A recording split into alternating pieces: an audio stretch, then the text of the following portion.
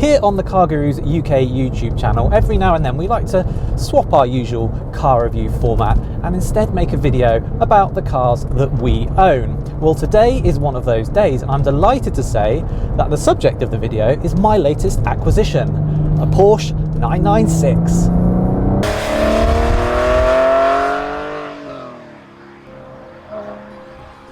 Here it is then, not just a car, but the car as far as I'm concerned. And in this CarGurus UK video, I'll explain why that is and why I bought it. Please do hit the subscribe button for more videos like this, as well as reviews of the most popular new and used cars on sale.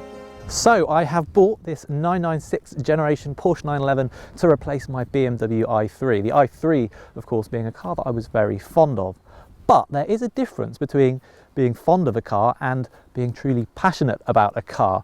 And when I think back to the cars that I've owned that I felt truly passionate about, it tends to be the fun ones that come to mind. My Citroën AX GT, my Peugeot 309 GTI, my Porsche 944, and now, well, this thing.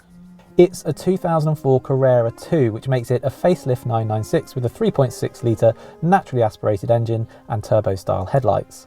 Now, if you'll indulge me, there is a bit of a backstory here. You see, growing up, I was obsessed not only with cars, but also with car magazines, to the point where I thought a career writing about cars would be just the thing. And so as a teenager, I set about getting work experience and ended up on the motoring desk of a regional newspaper. And while there, I was lucky enough to be invited, along with the journalists, to a Porsche press driving event at Castle Combe. Now, I didn't get to drive any Porsches that day, but I was lucky enough to be stuffed into the back of a silver Carrera 2, just like this one in fact, and taken on a 20-minute blast around the countryside. And that really is where my love affair with the 996 began.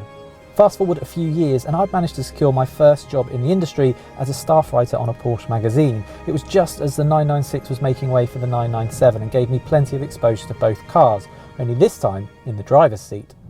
It would be impossible to be in that situation and not fall in love with the 911, and as the model that was around in those really career-defining moments for me, as well as the one that is most affordable to buy, it's no surprise that the 996 is always the one I'd said I would get if ever I could afford it. And now, well, I have. Making the case at home as to why buying this car was a good idea took a while, and finding the right 996 even longer. But I've written and read more than enough about the potential for 996s to be money pits to know that getting a well cared for and properly maintained example was essential. To that end, this one has just under 50,000 miles on the clock, a full documented history, and it came from a Porsche specialist who I trust. It's also had an upgraded IMS bearing and a new rear main seal, and it's had a bore scope to ensure there's no bore scoring. Now, that's not to say it doesn't still have the potential to throw up some nasty bills, but as far as the 996 market in 2021 goes, this car is as honest and as solid as I could afford. Spec-wise, it's all pretty simple. As I mentioned, it's a basic Carrera. It's a facelift 996, so that's a 3.6 litre flat six engine rather than 3.4 litre of earlier 996s. I actually didn't really mind which I had, I was more buying on condition. What I did mind though was having a Carrera 2 rather than a Carrera 4, because I like the simplicity of the rear wheel drive layout. And more than that, I wanted a manual gearbox.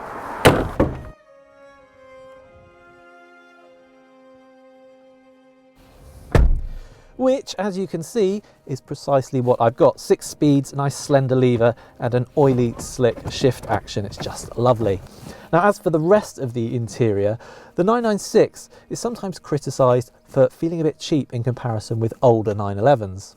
In one respect, I get this. In fact, working on a Porsche magazine, I quickly lost count of the number of times I wrote the words hewn from granite when describing the interior of a 993 or 964 generation 911. However, if you look at the 996 in isolation from earlier 911s, I actually think it feels pretty good.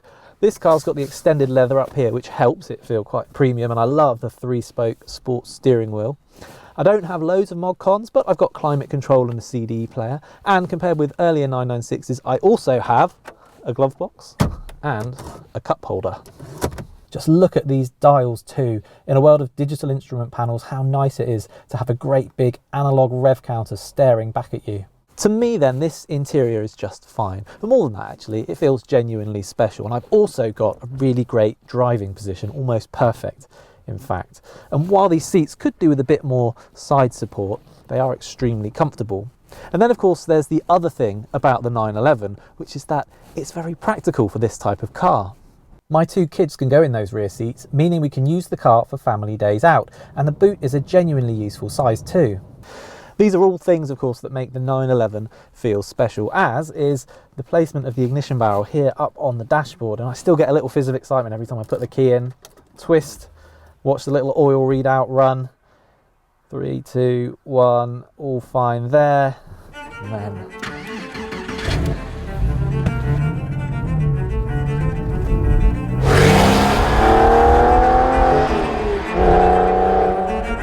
now this might not be a GT3 or anything fancy like that, but it still sounds so good.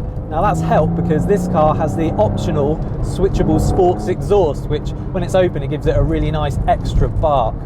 Now being a Porsche, as soon as you get in you expect nice uniform control weights, and it totally delivers on that front. The clutch is nice and meaty, and the gear lever, although it's a bit stiff when you get in and everything's cold, once a bit of heat comes through it, it becomes that really nice oily slick feel to it that I described before.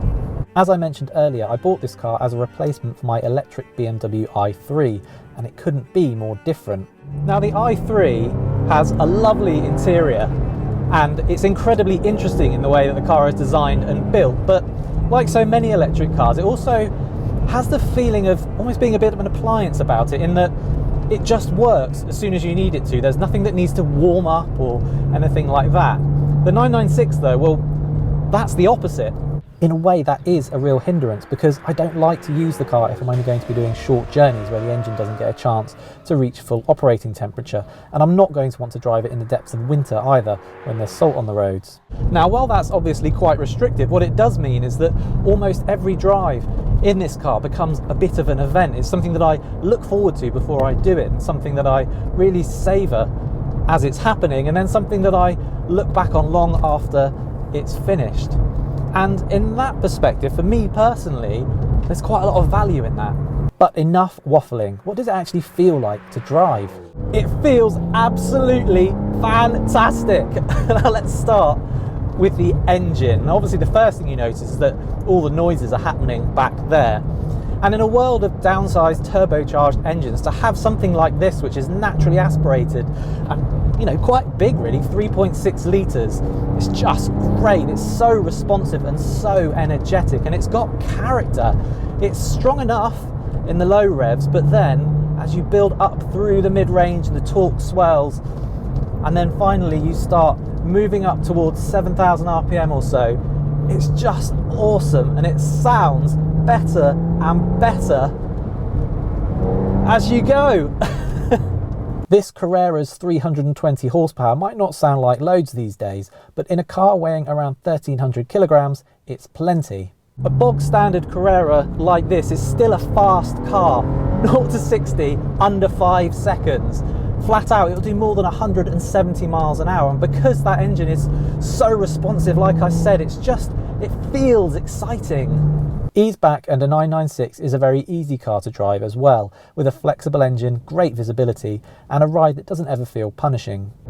While by no means soft, the ride in this 996 is comfortable enough that you could use it daily if you wanted to.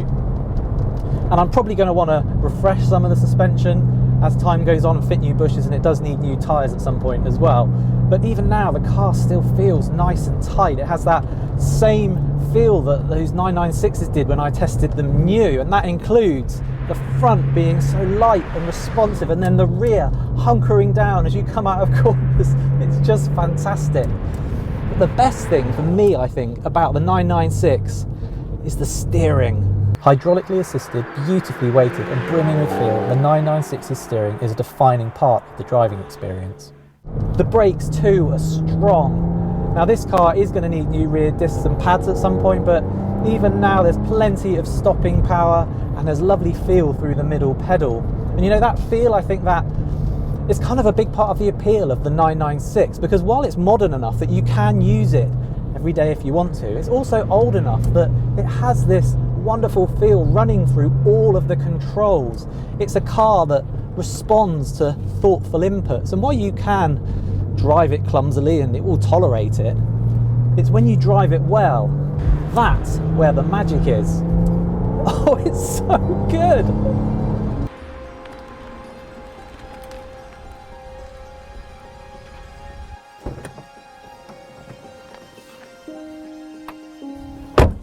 As you can probably tell, I am smitten with this car. In fact, if I'm honest, I can't really believe that I own it. For me, it's just such a pretty 911, so lean and so accessible compared with Porsche's more modern 911s.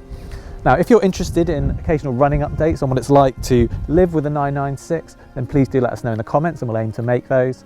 And of course, please do check out the CarGurus UK YouTube channel and subscribe for plenty more new and used car reviews. And when you're looking for your next car, head to cargurus.co.uk because that's where you're going to find lots of great deals from top-rated dealers.